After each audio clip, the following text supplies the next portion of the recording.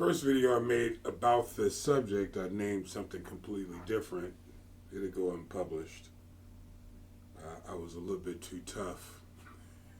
So I'm going to say it a little bit differently, but that video will still live. As I'm going through the feast, I think the part I want to focus more on is the convocation.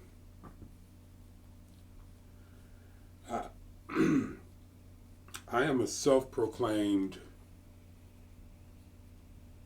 in fact, I'll say it like this, my daughter wants me to get out and be more involved and be more of a extrovert. And I was at an event this last weekend, and I was talking to a guy, and I said, "Listen, I'm really introverted." He said, "I can't tell. You know, we've been seeing each other for the last, 4 or 5 years." He said, "I couldn't tell." I said, "Yeah, naturally, I'm an introvert. I just feel more comfortable being introverted, and so my daughter wants me to be more extroverted." And some of the other people that I meet talk about getting me out of the corner. And that's cool. That people see me as such.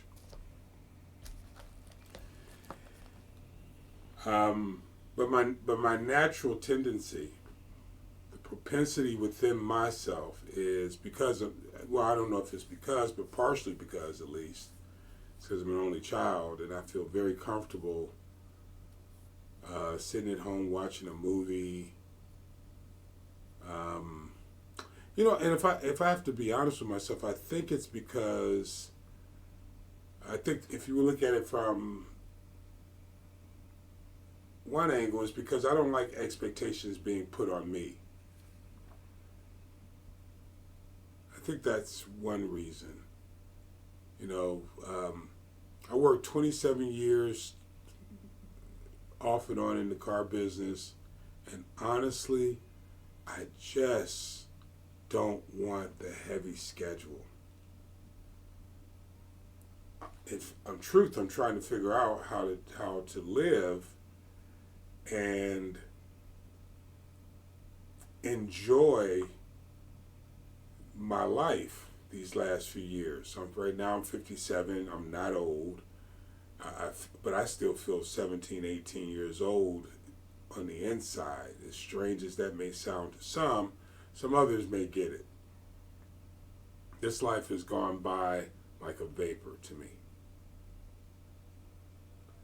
Stay with me, I'm talking about convocation. In particular, holy convocation. One thing that keeps me introverted is my empath feeling of being around other people and sharing space with so many different personalities. It's a tough one for me. It may not seem that way when I'm out and about, but it's a very tough one for me internally.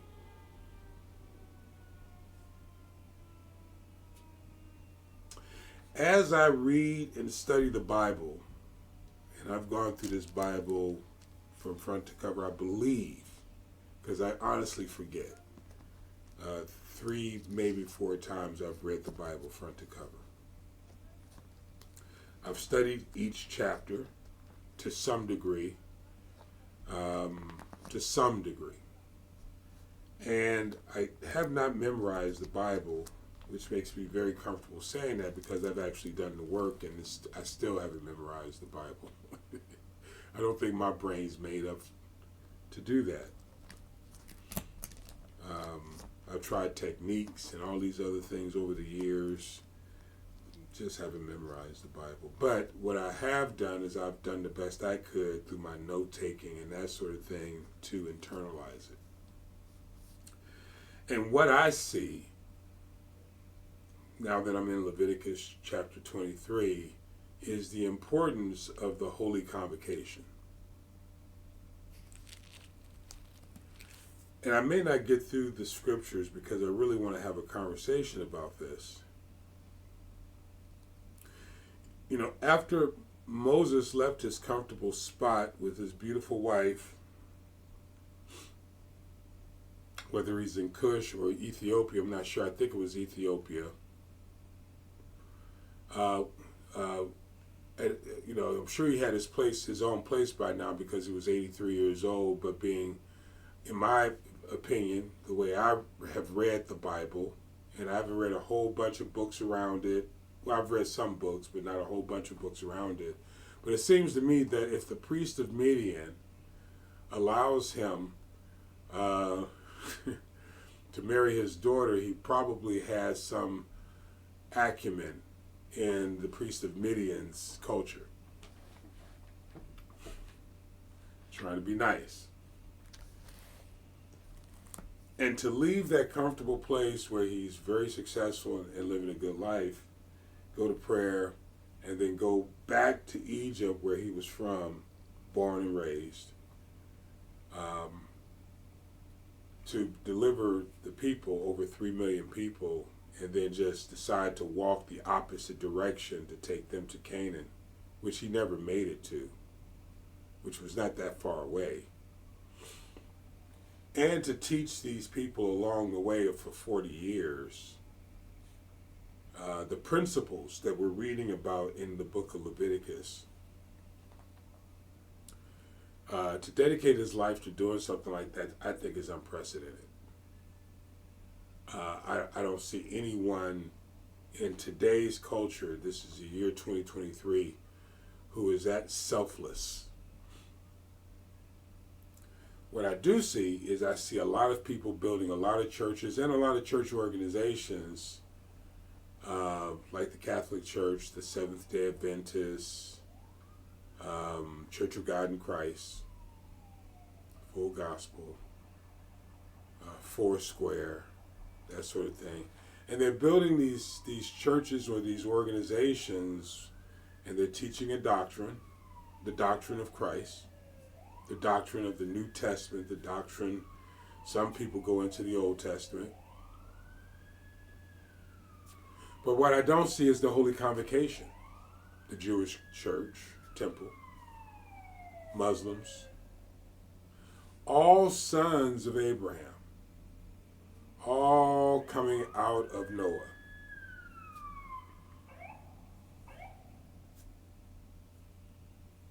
Three sons, Shem, Ham, and Japheth. From the north to the south, to the east, to the west, sons of Noah. I just left a ministry yesterday where the guy told, where the pastor preached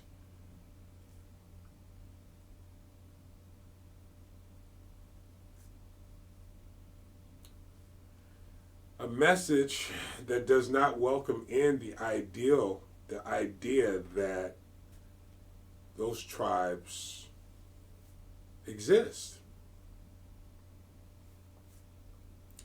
When in truth, if you actually absorb the culture in Leviticus chapter 23, the Holy Convocation was for 12 tribes. At least. Not counting Ephraim and Manasseh, who were the sons of Joseph,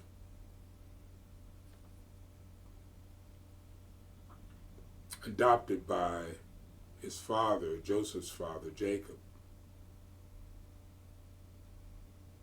These tribes had servants, poor people, and strangers. Not unlike what we have today in our cultures, whether you're in Kenya, Ghana, or here in the United States of America. What I don't see are all the tribes coming together in a holy convocation, celebrating these laws, these feasts, as we call them, these feasts that Moses was teaching them. Now, we all love Moses.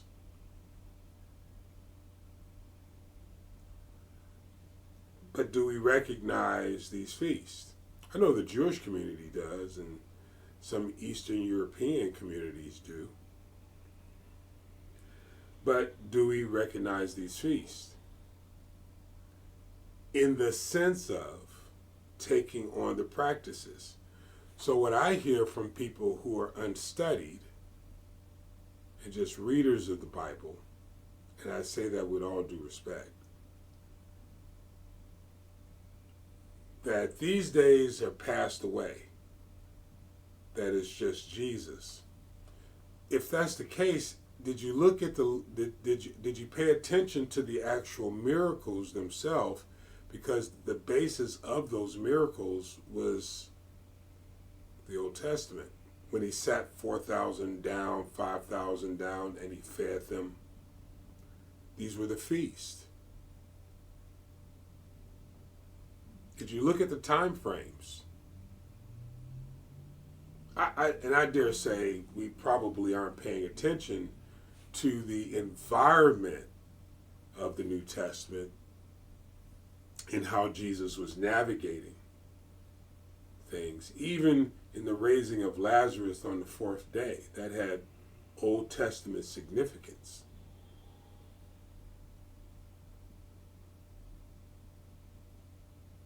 And I'm sure we're not necessarily paying attention to those things because we're focused on personal salvation instead of corporate coming together.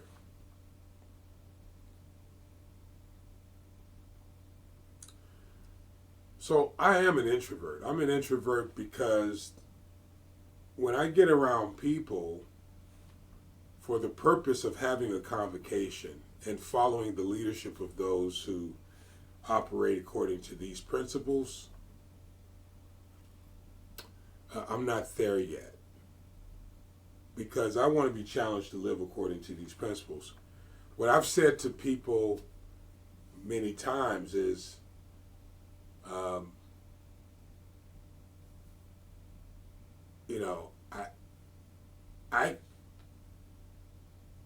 I can't do it alone. I do want to follow and serve someone who is interested in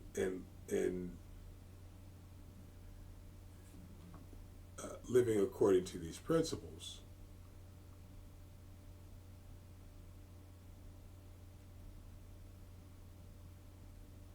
Not just having the feast, living according to the principles.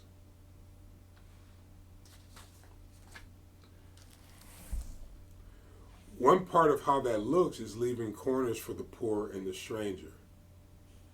Leviticus chapter 23, verse 22, it says, "And when you reap the harvest of your land," in other words, you gain some success, because we don't all have land. That land could be a business. So when your business thrives, you reap the harvest of your land. Thou shalt not make clean riddance of the corners. In other words, thou shalt not consume everything for yourself.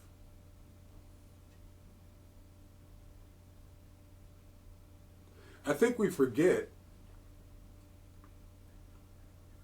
that when a landowner reaps a harvest, he does it not for his own consumption. He does it, or she does it, to sell the harvest. We have a mindset here in America of consumerism, so we don't think on the side of the business owner. But this is talking about a wealthy landowner who is growing a harvest for the purpose of selling the harvest. So if you take it that way, don't reap a harvest, sell everything, and disregard the needs of the poor and the stranger that's attached to your tribe within the kingdom that you operate in. Because everything is the kingdom.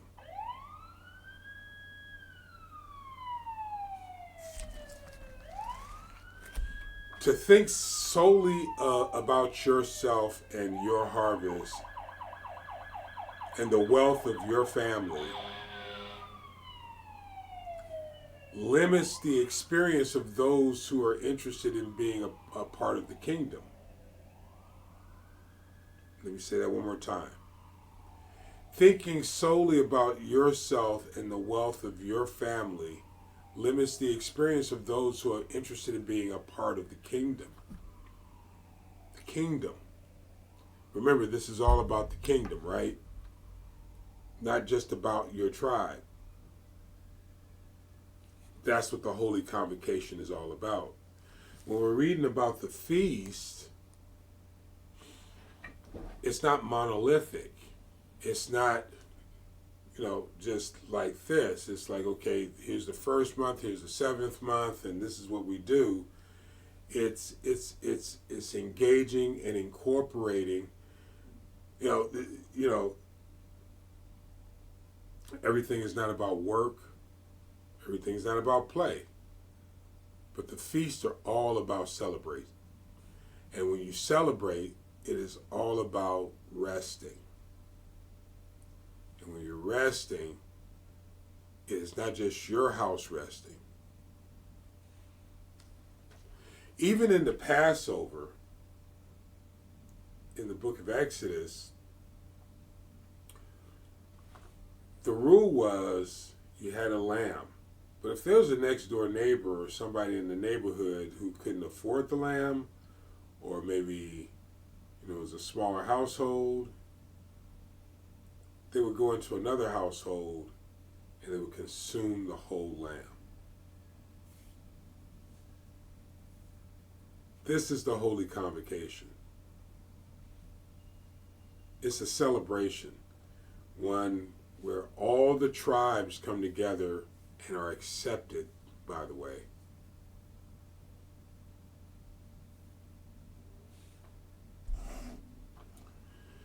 And celebrate through the feast. Christians would say it like this, that Jesus is the way, the truth, and the life. No one comes to the Father except through him. And I would say you're absolutely right. And this is the way, the truth, and the life. Jesus modeled it perfectly.